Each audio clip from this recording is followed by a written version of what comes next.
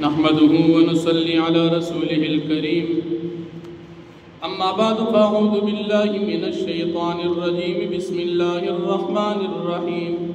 إن للمتقين عند ربهم جنات النعيم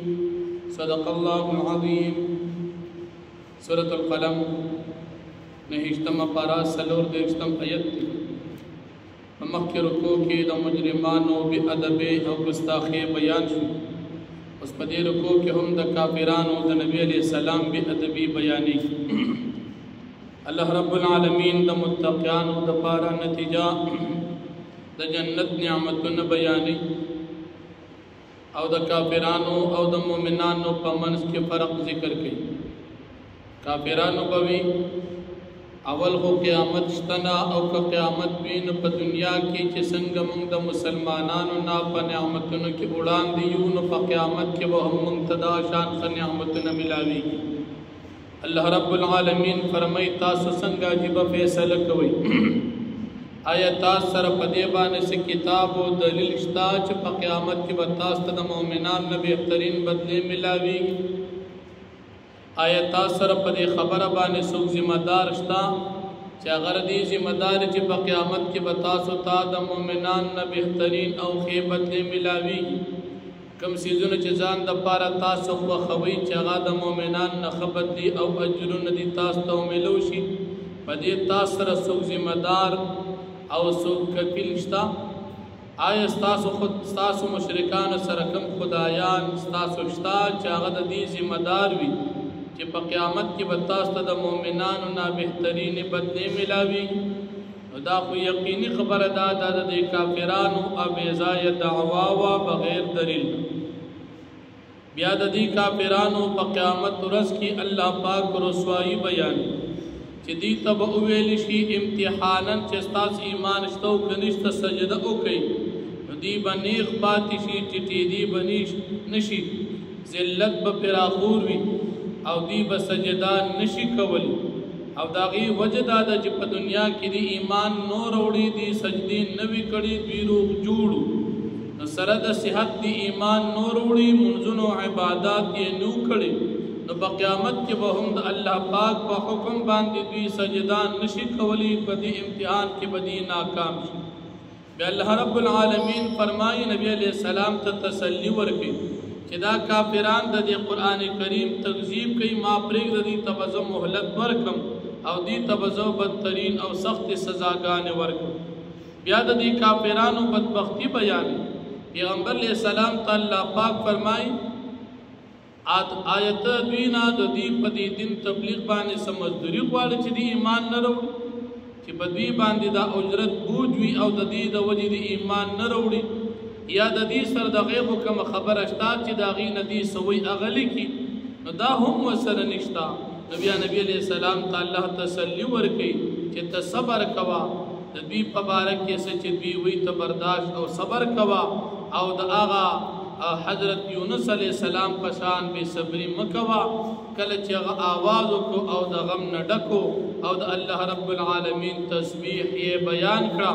اللہ فرمائی کہ پاغبان زمان دا طرف نا رحمت او مہربانی نوا ناغت بڑیر تکلیف ملاو شویو لیکن من پاغبان مہربانی اکڑا داغاغ خطائی مماف کرا داغی تکلیف نا من خلاص کو او دا کافران دمر تاثر پا حسد کی دی قریب دا چی دی پخپل استر کو سرطا دا دی زین ختم کی او دی تال تکلیف در کی کل چی دی قرآن اوری دا دیر دا حسد او دا دشمنے پا بنا وی چی دا نعوذ باللہ دا پیغمبر علیہ السلام لیونے دی او حقیقت کی دا قرآن کریم دا اللہ کتاب دی دا لیونے نہیں بلکہ دا قرآن کریم دا تمام مخلوق دا پار دا ہدایت او دا نصیحت کتاب دی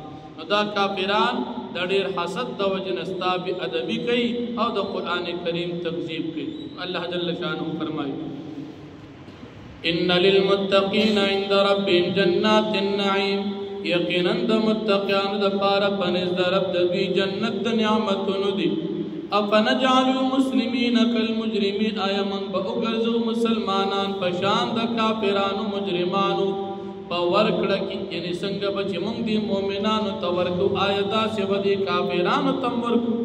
ما لکم سشوی دی پتا زباندے کافران کیف تحکمون دا تاسو سنگ بی ځای حکم غلط لګوي سنگ فیصله کوي ام لکم کتاب فیه تدرسون آیت تاسو سرشته کوم کتاب نازل شوی د الله د طرف نه چې باغی کې دا خبره تاسو لولئ ان لکم فیه لما تخیرون چې یقینا بی بستا د پاره پدې کې هغه سچ ستاسو خوښوي ام لکم ایمان علینا بالغه الی یوم القیامه آیا استاد د پاره شتا سواده په مونږ باندې رسیدونکي ورځ د قیامت ته ان لکم لما تحکمون چې یقینا استاد د پاره وی هغه سچ تاسو کوم خوښوي د خپل ځانونو د پاره سلهم پیغمبر علیہ السلام تپوسو کا ایهم بذالک زعیم کم یو د دین په دې خبره باندې ذمہ دار دي چې په قیامت کې به دوی ته د مؤمنان نبی ترین بدی ملاویږي ام لهم شرکاء آیا د دوی سره شته سو خدایان فلیاتو بشرکائهم ان کانوا صادقین پس دوی راولي خپل خدایان په دې خبره باندې کدي رښتونی وي یوم پاورت باندې یکشف عن ساق چې پرده لري کلی شي دا پندینا ساق الله پاک د پاره صفت دي لیکن د متشابهات ندي د دې په معنا باندې الله پاک پیږي تفسیر جلالین لیکي چې دا عبارت دي د شدت امرنا پورز د قیامت د حساب او د جزا د پاره ويدعون الى السجود وبيت برابر لشي سجدي طرف امتحانا فلا يستطيعون دي بطاقت نلري د سجدي کولو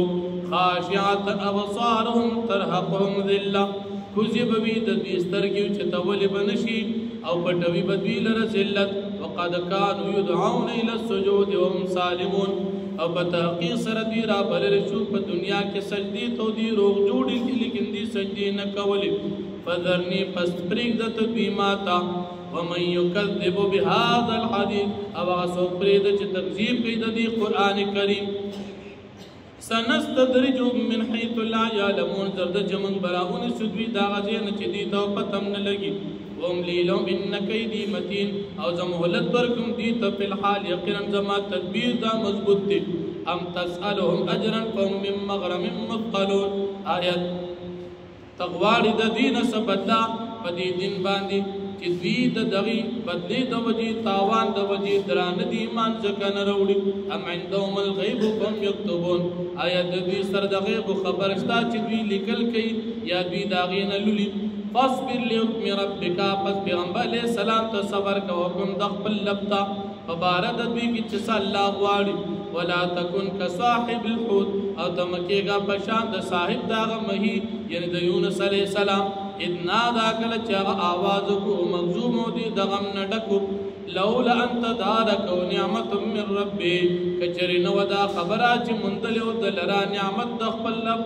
لنبذ بالغراء وهو مذموم نو خامخا به غورځولی شو دی په کلو خالي میدان کې او دی به کمزورې حال والو لیکن الله پاک رحمت دی راګیر کړ فاجتباه ربه فجعله من الصالحين پس ورک دل خپل لب د په نبوت باندې وی ګرځو دي د نیکانو پیغمبرانو نه وَإِن يَكَادُ الَّذِينَ كَفَرُوا او یقیني خبر دا چې نږدې دي هغه کسان چې کافران دي لَيُزْلِقُونَكَ بِأَبْصَارِهِمْ خامخا به دي وښویوي تا په خپلو سترګو باندې دومره بد بد درته ګوري لما سمعوا الذکر کله چې دوی اوري قرآن کریم ویقولون وایي دا کافران د حسد د وجنه انه لمجنون چې یقینا دا خو لیونی دی نبي علیه السلام یادی نعوذ بالله وما هو الا ذکر للعالمین او نه دا قرآن کریم مگر نصیحت دی د ټولو مخلوقاتو دپاره واخر دعوانا